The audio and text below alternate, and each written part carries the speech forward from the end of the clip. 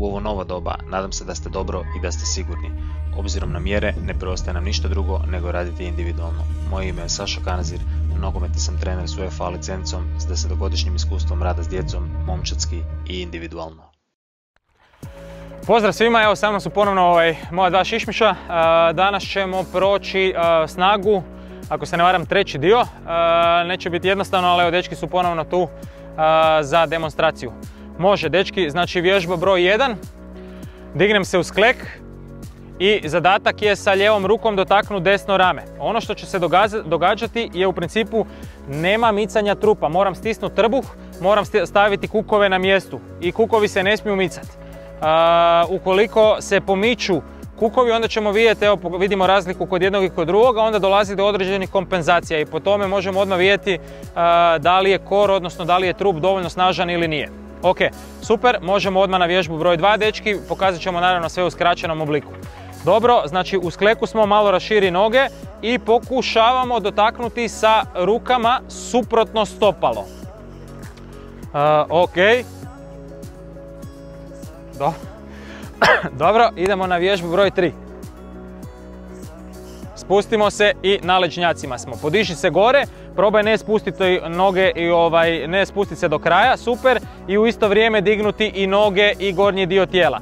Ono što je zahtjev je da probamo podići i koljena gore u zrak. Odlično, bravo, dobro, može. Vježba broj 4, ostanite dolje. Krećemo sa plivanjem. Ispružena, znači suprotna ruka, suprotna noga, jače diži koljeno, super. Plivamo. Vrlo jednostavno i učinkovito. Može, idemo na sljedeću. Noge gore u zrak, pod pravim kutem, super. Zadatak je rukama dotaknuti stopala, što jače dignuti cijeli trup i probat dotaknuti vrhove prstiju. Može. Ok, dobro. Možemo odmah preći na sljedeću.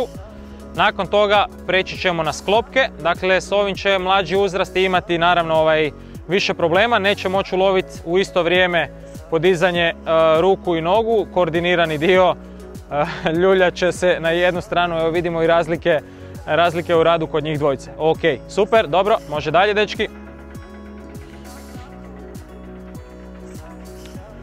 Ne, nastavit ćemo sa bočnim plenkom, dakle stani se na jednu stranu.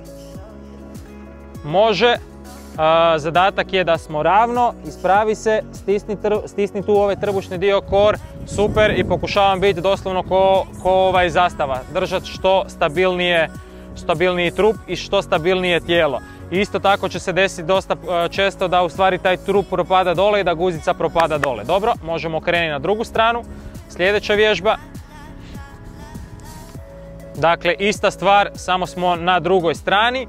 Ponovno zadatak je stisnuti trup, stisnuti ove trbušne mišiće, odnosno taj kor ispod i slobodno ga onako lagano piknem u trbuh i onda će u stvari doći do tog dijela da on malo stisne taj trbušni dio. Ok, sad može na leđa